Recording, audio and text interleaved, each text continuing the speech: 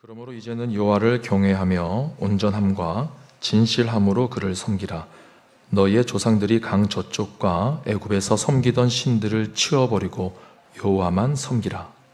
만일 여호와를 섬기는 것이 너희에게 좋지 않게 보이거든 너희 조상들이 강 저쪽에서 섬기던 신들이든지 또는 너희가 거주하는 땅에 있는 아모리 족속의 신들이든지 너희가 섬길 자를 오늘 택하라. 오직 나와 내 집은 여호와를 섬기겠노라 하니 백성이 대답하여 이르되 우리가 결단코 여호와를 버리고 다른 신들을 섬기기를 하지 아니하오리니 이는 우리 하나님 여호와께서 친히 우리와 우리 조상들을 인도하여 애굽 땅 종되었던 집에서 올라오게 하시고 우리 목전에서 그 큰 이적들을 행하시고 우리가 행한 모든 길과 우리가 지나온 모든 백성들 중에서 우리를 보호하셨음이며. 다 함께 봅니다.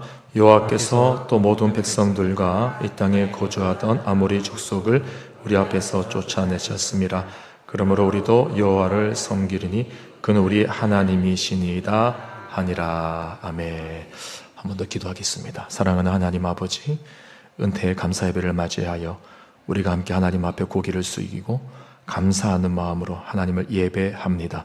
이 시간 우리에게 주시는 말씀을 통해 지나온 우리의 시간을 돌아보게 하시고 앞으로 우리가 나갈 방향을 찾는 시간 되게 하여 주시옵소서. 미약한 종을 불쌍히 여겨주시고 전하는 자 듣는 자 모두에게 주의 성령으로 깨닫게 되는 말씀 있게 하여 주시옵소서.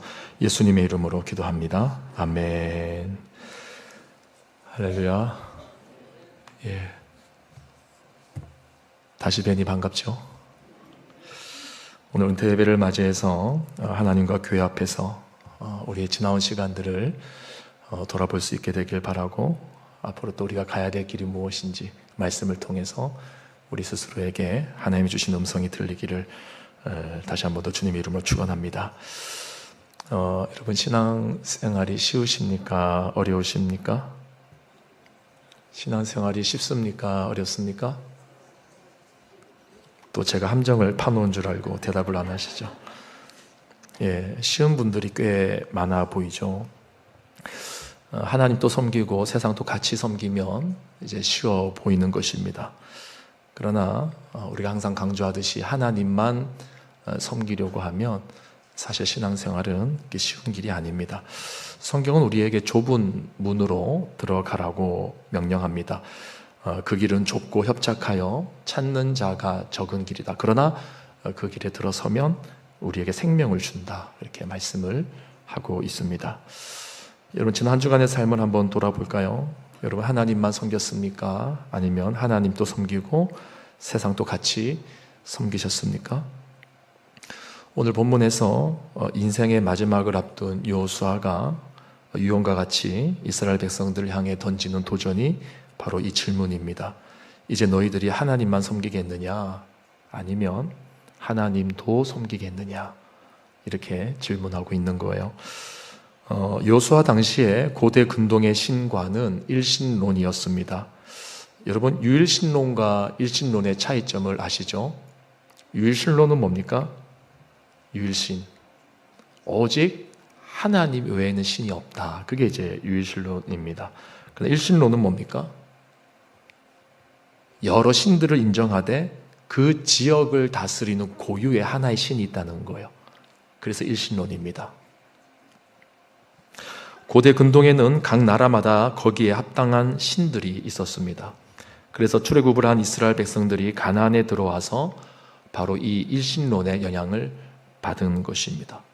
이집트에서는 다신론의 영향을 받았어요. 다신론이라고 하는 것은 한 나라 안에 여러 신을 섬기는 겁니다. 그 다신론이에요. 일본 같은 나라가 그런 나라죠. 애굽에서는 이스라엘 백성들이 다신론의 영향을 받았었는데 이제 가나안 정복을 앞둔 이 시점에 주변의 나라들을 보니까 이제 가나안 지역의 족속들을 쭉 보니까 각 족속들마다 자기들만이 섬기는 고유의 신이 있는 것입니다. 따라서 모세는 신명기 6장 4절 5절에서 일찌감치 이렇게 말을 했습니다. 일신론의 사상에서부터 백성들을 보호하기 위해서 이스라엘아 들으라 우리 하나님 여호와는 오직 유일하시니. 같이 읽어볼까요? 시작. 너는 마음을 다하고 뜻을 다하고 힘을 다하여 내 하나님 여호와를 사랑하라. 이렇게 말했습니다. 이 말씀을 자세히 보시면 하나님이 다른 신보다 강하기 때문에 하나님을 사랑하라고 말씀하고 있는 것이 아닙니다. 하나님이 다른 신보다 강하기 때문이 아닙니다. 하나님 밖에 없기 때문에 사랑하라는 겁니다. 오늘 많은 분들이 교회를 다니면서도 하나님을 보다 큰 신으로 생각하는 분들이 있습니다. 여러분, 그렇지 않습니다. 하나님 밖에 없는 거예요. 그래서 하나님을 사랑하라고 말씀하시는 겁니다. 안타깝게도 이스라엘 백성들은 이것을 끝까지 지키지 못했지요. 그들에게는 이방 문화가 좋아 보였고 이제 새로운 땅, 가나안 땅으로 들어왔기 때문에, 가나안 땅 입성을 앞두고 있기 때문에 당연히 그 땅의 신을 섬겨야 한다고 합리화하고 있는 것입니다. 정확히 말하면 이미 가나안 땅에 들어왔죠. 이미 수많은 정복 전쟁을 통해서 가나안 땅을 많이 차지한 상태입니다. 여호수아의 말년이기 때문에 그런 거예요. 그래서 출애굽의 사건이 너무나 강력하긴 했지만 그럼에도 불구하고 이미 가나안 땅에 들어온 사람들, 이 후손들의 입장에서는 이 가나안 땅의 신을 섬기는 족속들의 모습들이 너무 매력적으로 느껴지는 것입니다. 그래서 그 신을 같이 섬겼던 거예요. 그래서 두 가지 충돌이 생기는 겁니다. 분명히 우리를 인도하신 분은 여호와 하나님이신데 출애굽에서 10가지 재앙을 일으키시고 가나안 땅까지 인도하신 분이 바로 하나님이신데 이 하나님에 대한 기억을 떠칠 수가 없는데, 근데 또 한편으로는 가나안 땅에 들어가니까 다른 신들이 있는 것이죠. 그래서 이들이 선택한 것이 뭐냐면 결국 하나님도 섬기고 우상도 같이 섬기는, 소위 말하는 양다리 신앙생활을 선택하게 된 것입니다. 여러분, 하나님을 사랑한다는 것이 의미하는 바가 뭘까요? 하나님을 사랑한다. 우리는 하나님을 사랑하기 때문에 하나님 앞에 헌신하고 또 순종하고 또 그분을 쫓아가야 된다는 이런 인과관계를 이야기를 많이 하는데, 엄밀히 말하면 그 말은 조금 미흡한 인과관계의 표현입니다. 우리가 정확히 말하자면 하나님을 사랑한다고 했을 때, 하나님을 사랑한다는 것은, 자, 따라해 보겠습니다. 하나님을 닮아가는 것이다. 예. 우리가 누군가를 사랑한다는 것은 닮아가는 거예요. 우리가 누군가를 깊이 존경한다는 것은 닮아가겠다는 것입니다. 예수님이 제자들에게 나를 따르라고 했습니다. 따르라. 예수님을 닮으라는 뜻이에요. 우리가 하나님을 사랑한다는 것은, 여러분, 하나님을 사랑하기 때문에 이렇게 저렇게 헌신하고 수고하고 순종하고 그렇게 생각하지 마십시오. 하나님이 그것을 여러분들에게 강요하는 것 아닙니다. 하나님이 원하시는 것은 너희들이 나를 사랑하면, 마음과 뜻과 정성을 다해서 나를 사랑하면 나를 닮게 될 터인데, 나를 닮으면 자연스럽게 거기에서 이웃 사랑이 나온다는 거죠. 이해가십니까? 이웃을 사랑하게 될 때, 하나님의 사랑을 이웃 사랑으로 표현할 때 거기에서 자발적인 헌신과 섬김과 순종, 요즘에 우리가 아모스서를 보고 있는데 바로 하나님이 원하시는 정의와 공의가 하수와 같이 흐르는 삶을 살 수 있게 된다는 것입니다. 자, 그러나 이스라엘 백성들은 이 원리를 잘 이해하지 못했습니다. 이들은 가나안 땅에 들어가서 결국 하나님도 섬기고 싶고 그 땅의 신들도 섬기고 싶고 하다 보니까 결국 양다리 신앙생활을 선택하게 된 거죠. 자, 그러면 한 가지 질문이 있겠죠. 과연 이들은 언제 하나님을 찾았을까요? 우상도 섬기고 하나님도 섬겼어요. 그럼 각각 찾을 때가 있다는 말 아닙니까? 우상들은 주로 언제 섬겼냐면 농사 지을 때, 그 땅의 농사를 관장하는 신, 하늘에서 비를 내리는 신이 바알이었기 때문에 잘 먹고 잘 살려면은 그 땅에 있는 사람들이 바알을 섬기더라, 아세라를 섬기더라, 우리도 그럼 섬겨야겠네, 이 땅에 들어왔으니까. 그래서 자신의 인생의 현세의 복을 위해서는 항상 바알과 아세라를 찾았단 말이에요. 그럼 하나님은 언제 찾았을까요? 하나님도 섬기고 우상도 같이 섬겼다면 언제 하나님을 찾았겠습니까? 어려울 때, 너무 막연하잖아요. 그건 너무 포괄적이잖아요. 예. 이들은 전쟁 때 하나님을 찾은 겁니다. 전쟁 때. 이민족의 침입을 받을 때, 자신들이 군사적으로 약해졌을 때, 그때 이들은 여호와 이름을 불렀습니다. 왜냐하면 이들은 광야에서의 40년의 생활을 하는 동안에 무엇을 치렀습니까? 수많은 전쟁을 치렀죠. 그리고 그 전쟁마다 승리를 가져다 주신 분이 누구십니까? 그분이 여호와 하나님이라는 분이에요. 그래서 이스라엘 백성들에게 있어서 여호와 하나님은 딱 들었을 때 전쟁이 떠오르는 겁니다. 전쟁의 신인 거예요. 우리는 하나님 그러면 뭐 사랑의 하나님, 혹은 또 각자의 신앙의 베이스에 따라서 또 뭐 무서운 하나님, 뭐 등등 여러 가지로 하나님에 대해서 떠올릴 수 있는 것처럼, 이 당시에 이 여호수아 시대 때의 이스라엘 백성들이 하나님 여호와라고 했을 때 가장 먼저 떠올리는 성격은 뭐냐면 전쟁입니다. 전쟁의 신인 거예요. 전쟁의 신.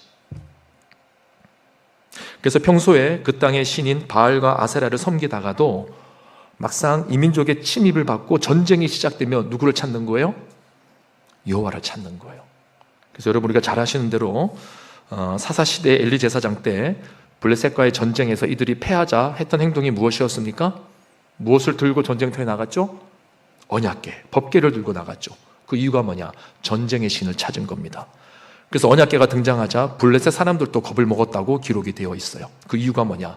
그 주변에 있는 사람들도 이스라엘 백성들이 가나안 땅으로 진격해 오는 걸 보면서 저들의 신은 전쟁에 능한 신이다, 다 인정을 하고 있는 상황이었습니다. 그래서 이스라엘 백성들이 언약궤를 가지고 전투에 나갔을 때 블레셋 사람들도 굉장히 두려워 떨었다라고 성경이 기록을 하고 있었던 거예요. 자, 그런데 그 전쟁의 결과가 어떻게 되었습니까? 블레셋과의 전투에서 이스라엘 백성들이 언약궤를 가지고 갔는데 어떻게 됐어요? 대패했죠. 예. 여러분, 우리가 하나님을 섬긴다는 것은요, 하나님만 섬기는 것입니다. 내가 필요할 때만 찾는 것이 아니라 항상 그분을 찾는 거예요. 항상. 필요할 때만 하나님을 찾는 인생은 패하는 인생입니다. 우리의 인생이 왜 이렇게 패하는 인생인가 한번 돌아볼 필요가 있어요. 내가 평생 하나님을 섬겼다고 하는데 왜 내 인생이 이렇게 패하는 인생일까? 우리 안에 이 혼합주의 신앙, 양다리 신앙이 여전히 해결되지 않은 모습일 가능성이 크다는 거예요. 그래서 우리가 하나님을 사랑한다는 것은 하나님만 섬긴다는 것이고, 하나님만 섬긴다는 것은 항상 그분을 찾는 겁니다. 필요할 때만 찾는 게 아니라 항상. 이 말이 굉장히 쉽게 들릴 수 있지만 쉬운 게 아닙니다. 항상.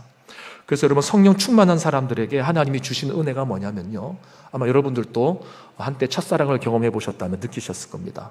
하나님에 대한 첫사랑. 잠자는 순간부터 일어난 순간까지, 또 잠에서 깨어나서 잠드는 그 순간까지 계속해서 하나님에 대한 생각만 머릿속에 맴돌죠. 경험 안 해보셨습니까? 계속 하나님에 대한 생각만 드는 거죠. 앉으나 서나 하나님에 대한 생각, 잠잘 때도 하나님에 대한 생각, 아침에 눈을 떴을 때 제일 먼저 떠오르는 말이 하나님 감사합니다. 하나님이 우리에게 원하시는 것은 우리가 항상 하나님을 찾는 것. 왜냐하면 그것이 하나님을 사랑하는 자들에게서 나오는 마땅한 반응이기 때문에 그렇습니다. 그러나 이것을 율법적으로 하나님을 찾는 것이 아니라 마음에서 우러나서 성령의 충만함을 취했을 때 자연스럽게 우리에게 나오는 반응이 항상 하나님을 찾는 거라는 거죠. 그래서 사도 바울이 데살로니가 교회 성도들을 향해서 이렇게 권면하지 않았습니까? 항상 기뻐하라, 쉬지 말고 기도하라, 범사에 감사하라. 여러분, 여기에서 기뻐하다, 기도하다, 감사하다, 단순히 동사에 우리가 어떤 의미를 부여해서 이 말씀을 이해하려고 하면 반만 이해하는 겁니다. 반만. 기뻐하고 기뻐하고 기도하고 감사한다는 것이 뭐냐면 하나님 안에 내가 거하는 모습을 말하는 거예요. 그래서 항상이라고 합니다. 쉬지 말거라고 합니다. 범사에라고 말합니다. 이 말을 쉽게 말하면 항상 쉬지 말고 범사에 하나님을 찾으라는 거예요. 하나님을 찾는 인생에게 기쁨이 있고 기도가 있고 감사가 있다는 말이죠. 그것이 그리스도 예수 안에서 너희를 향하신 하나님의 뭐라고요? 뜻이라고 사도 바울이 말씀하고 있는 거죠. 그래서 같은 맥락에서 잠언 3장에 보면 너는 마음을 다하여 여호와를 신뢰하고 내 명철을 의지하지 말라. 너는 범사에 항상 쉬지 말고 그를 인정하라 그랬습니다. 너는 범사에 그를 인정하라. 그리하면 너의 길을 지도하시리라. 그러니까 마음을 다해서 하나님을 찾으라는 거죠. 지금 여호수아가 하는 첫 번째 당부가 뭐냐면, 오늘 이 본문이 우리에게 주는 첫 번째 당부가 뭐냐면 14절입니다. 그러므로 이제는 여호와를 경외하며 온전함과 진실함으로 그를 섬기라. 너희의 조상들이 강 저쪽과 애굽에서 섬기던 신들을 치워버리고 여호와만 섬기라. 여호와만 섬기라. 여호와만. 항상 하나님만 붙들라는 뜻입니다. 이제 우리 은퇴를 하시는 분들, 은퇴를 하고 나면 이제 좀 속 시원하다. 이제 조금 좀 여유를 가지고 신앙생활을 해야 되겠다. 여유를 가지고 신앙생활을 하는 것과 우리의 신앙생활이 느슨해지는 것은 다른 거죠. 항상 쉬지 말고 범사에 하나님을 찾으라고 말씀하고 계십니다. 하나님만 섬기라는 거예요. 자, 그리고 두 번째로 오늘 본문이 우리에게 주는 가르침은 뭐냐면, 성도는 하나님에 대해서 말할 수 있어야 된다는 겁니다. 한번 따라가 볼까요? 성도는 하나님에 대해서 말할 수 있어야 된다. 여러분, 이거 쉬운 거 아니죠? 여러분, 막상 여러분 자녀들에게, 믿지 않는 사람들에게, 혹은 같은 교인들끼리라도 하나님에 대해서 말을 하고자 하면 사실 쉽지 않습니다. 제가 학창 시절에 대학교를 가고 서울에 이제 가게 되었는데, 그쪽 교회를 섬기는데 하나님에 대한 이야기를 하면 분위기가 굉장히 차가워지는 거예요. 나중에 알고 보니까 공동체 모임에서 GBS라고 하는 소그룹을 할 때 하나님에 대해서 말해본 적이 없는 거예요. 여러분, 성경 말씀을 이야기하는 것하고 내 삶 속에서 경험한 하나님을 말하는 것은 완전 다른 거죠. 근데 그 청년분은 그런 분위기가 아니었던 거예요. 저도 과거에 그랬던 적이 있습니다. 처음에 저에게 신앙에 대한 큰 도전을 주고 가르쳐준 그 친구가 어느 날 저에게 그러는 거예요. 고등학교 때 일입니다. 야, 성령님이 나에게 말씀하셨어. 제가 깜짝 놀랐어요. 성령님? 처음 들어봤거든요. 저는 모태신앙이었고 전도는 절대 못하지만 출석은 절대 빠지지 않는 전형적인 교회 모범생이었습니다. 성경고사대회에 나가면 항상 1등을 했습니다. 근데 이 친구는 중간에 예수를 믿은 친구예요. 근데 하나님에 대해서 얘기를 하는데 진짜 살아있는 것처럼 얘기를 하는 거예요. 웃기죠?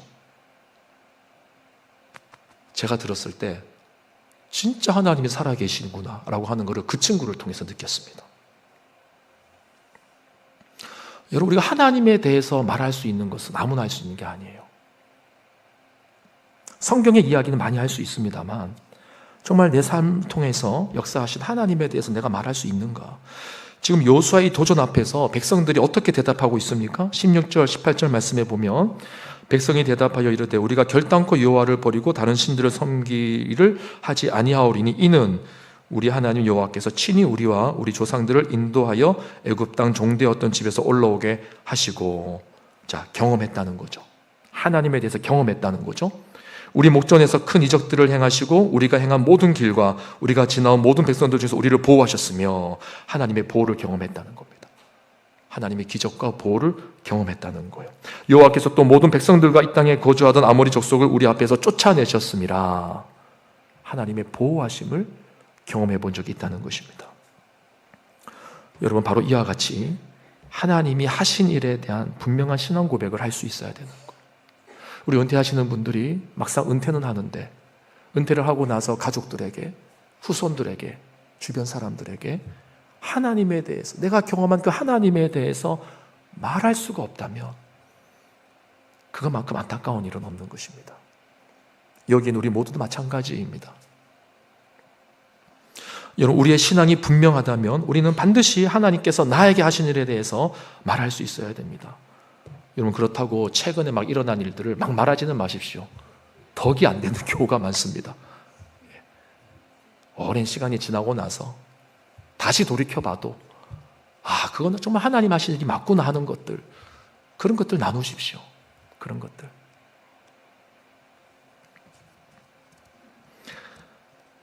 하나님에 대한 지식과 더불어서 그분이 어떤 일을 하셨고 나를 어떻게 사랑하시고 구원하셨는지 여기에 대한 분명한 지식과 고백이 있어야 된다는 거죠. 그리고 이 지식과 고백의 최고봉이 뭐냐면 바로 예수 그리스도에 대한 고백입니다. 예수 그리스도가 어떤 분이신지, 예수 그리스도가 나에게 어떤 일을 하셨는지 그 예수님에 대해서 말할 수가 있어야 된다는 거죠. 그래서 여러분 성경을 보다가 예수님을 자꾸 발견하실 수가 있어야 돼요. 성경을 보다가 예수님이 이렇게 예언이 되었구나, 구약에서. 이것이 예수님의 마음이었구나. 그래서 예수님이 십자가에 달리신 사건이 이렇게 내게 이해가 되어지는구나. 이 예수님에 대한 우리의 고백이 발전하지 않으면 우리는 신앙생활을 점점점 한 것이라고 볼 수가 있습니다. 헛되게 한 것이라고 말할 수가 있는 거예요. 여러분, 하나님께서는 온 우주 만물과 역사를 통해서 하나님 자신을 드러내셨습니다. 그리고 특별히 성경 말씀을 통해서 하나님 자신을 더욱 구체적으로 계시해 주셨습니다. 그분은 그의 백성들에게 자신을 드러내기를 기뻐하셨고 또한 그러한 드러냄을 통해서 그의 백성과 교제하기를 원하셨던 것입니다. 여러분, 하나님이 우리와 교제하는 방법은 뭐냐? 하나님께서 자기 자신을 드러내심으로 교제하시는 거예요. 하나님이 자기 자신을 드러내지 않으시는데 우리가 어떻게 하나님과 교제하겠습니까? 하나님이 우리에게 하나님 자신을 드러내시는 유일한 이유는 우리와 교제하시기 위함이에요. 그리고 그 드러냄이 무엇을 통해서 객관적으로 나타났는가? 하나님의 말씀이라는 거예요. 문제는 많은 사람들이 하나님을 예배하고 또 하나님과 교제하기를 원한다고 하면서 정작 하나님께서 우리에게 자신을 드러내시는 방법, 그 계시의 방법, 그 분명한 성경 말씀에 대해서는 관심이 없다는 것입니다. 지난 한 주간 동안 우리의 최고의 관심은 무엇이었을까요? 여러분, 말씀 묵상하고 계십니까? 제가 지금 계속해서 1년 동안 말씀 묵상을 하자고 계속해서 여러분들에게 외치고 있는데 여러분 하고 계십니까?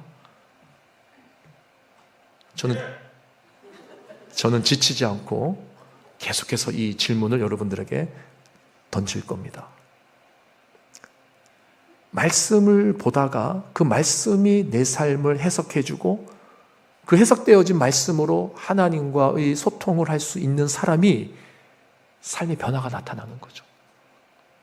여러분, 우리 좀 솔직하게 말해 봅시다. 목사가 말한다고 변하는 거 아니지 않습니까? 부모님이 우리에게 말한다고 우리가 변하는 것 아니지 않습니까? 우리는 그저 통로일 뿐이죠. 그런데 하나님의 말씀이 어느 순간 내 가운데 와 닿으면 좀 자존심이 상하고 좀 내가 원치 않아도 그래도 하나님이 내게 이렇게 말씀하시는가 보다 하는 그것 때문에 씨름하면서 우리의 행동에 조금씩 변화가 나타나는 것 아닙니까?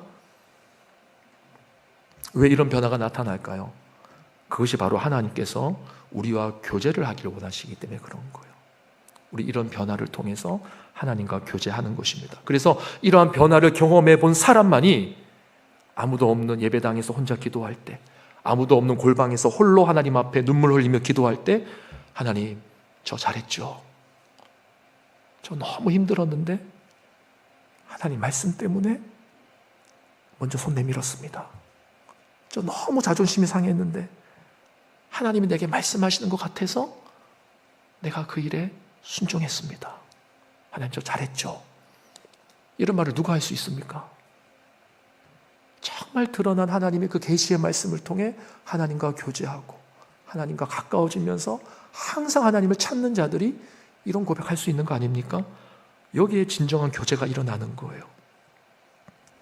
제가 지난번에 한번 말씀드렸죠? 제 그 친구가 부모님이 자기가 교회 가는 것 때문에 너무 반대를 하시는데 이 아버지가 어머니를 때리는 거예요. 어머니는 교회 다니는 것도 아닙니다. 근데 자식 교육 잘못 시켰다고 어머니를 때리는 거예요. 이 친구가 이제 고등학생이니까 힘이 있고 혈기가 있지 않습니까? 정말 아버지를 어느 순간 막 죽이고 싶더래요. 근데 저한테 그 친구가 한 얘기가 뭐냐면, 상렬아, 내가 너무 우리 아버지를 그렇게 하고 싶은데 내가 사랑하는 하나님이 나한테 그렇게 하지 말라고 하신다, 그러는 거예요.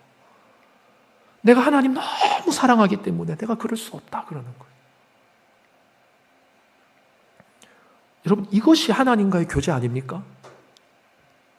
이런 체험이 있을 때 하나님의 말씀에 근거해서 내 생각과 내 행동을 절제하고 교정할 수 있을 때, 그걸 가지고 우리가 하나님 앞에 나가서 하나님 오늘은 이랬고요, 오늘은 저랬고요, 이렇게 막 교제할 수 있는 것 아닙니까?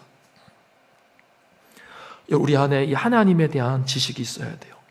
그래서 하나님만 섬기는 사람들의 특징은요, 하나님을 아는 지식에 목말라 합니다. 하나님을 경험하고 싶어서 목말라 합니다. 하나님이 전부이기 때문에 하나님의 자기 계시에 대한 관심에 정말 많은 공을 들이는 겁니다. 그래서 성경 말씀을 사랑할 수밖에 없는 거죠. 사도 바울은 이렇게 말합니다. 또한 모든 것을 해로 여김은 내 주 그리스도 예수를 아는 지식이 가장 고상하기 때문이라. 내가 그를 위하여 모든 것을 잃어버리고 배설물로 여김은 그리스도를 얻고 그 안에서 발견되려 함이니라. 무슨 말입니까? 하나님만 섬기는 자들의 특징은 예수 그리스도를 아는 지식이 가장 고상하다고 확신하는 거예요. 하나님을 아는 지식, 하나님을 체험하는 지식, 이것이 가장 내 인생의 고상한 지식이라는 것을 확신하는 겁니다. 그래서 바울이 그 전에 갖고 있던 모든 것을 해로 여기고 배설물처럼 여긴다고 했습니다. 여러분, 말씀을 정리합니다. 사도행전 19장 11절에서 16절을 보면은요, 말씀을 좀 띄워주시겠습니까? 여기 보면 하나님을 이용하는 자들의 모습이 나옵니다. 우리 다 아는 내용이지만 한번 우리 한 절씩 교독을 해보겠습니다. 제가 먼저 11절을 읽겠습니다. 하나님이 바울의 손으로 놀라운 능력을 행하게 하시니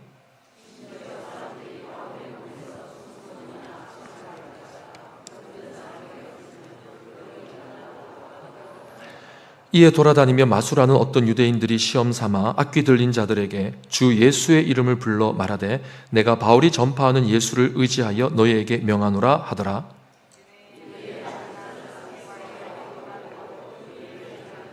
악귀가 대답하여 이르되 내가 예수도 알고 바울도 알거니와 너희는 누구냐 하며 그들에게 뛰어올라 눌러이니 그들이 상하여 벗은 몸으로 그 집에서 도망하는지라. 아멘. 악귀가 대답하여 이르되 내가 예수도 알고 바울도 알거니와 너희는 누구냐. 전 이 말씀이 이렇게 와닿습니다. 악귀가 대답하여 이르되 내가 예수도 알고 바울도 알거니와 너희는 예수를 아느냐. 이런 질문으로 들려요. 여러분, 예수를 아십니까? 오늘 교회 안에 하나님에 대한 지식은 관심이 없고, 오늘 이 방금 읽었던 사도행전의 이 사람들처럼 얼마나 하나님을 이용하려고 하는 자들이 많은지 모릅니다. 아까 우리 장로님 기도하셨지만 우리 목사와 장로님들이 하나님 앞에서 통회하고 자복하는 마음이 없는 이유는 하나님을 모르기 때문이에요. 예수 그리스도를 모르기 때문입니다. 오늘 목사님들이, 장로님들이, 권사님들이, 집사님들이 자신의 직분을 가지고 얼마나 많이 하나님을 이용하려고 하는지 모릅니다. 하나님을 아는 것엔 관심이 없고 오직 자신의 유익에만 관심이 있습니다. 자신의 이름이 드러나는 것에는 동물적인 감각을 가지고 있습니다. 그러나 하나님의 이름을 알려고 하는 것에는 굉장히 소극적입니다.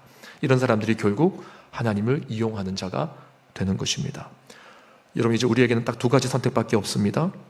하나님만 섬기거나 하나님도 섬기거나.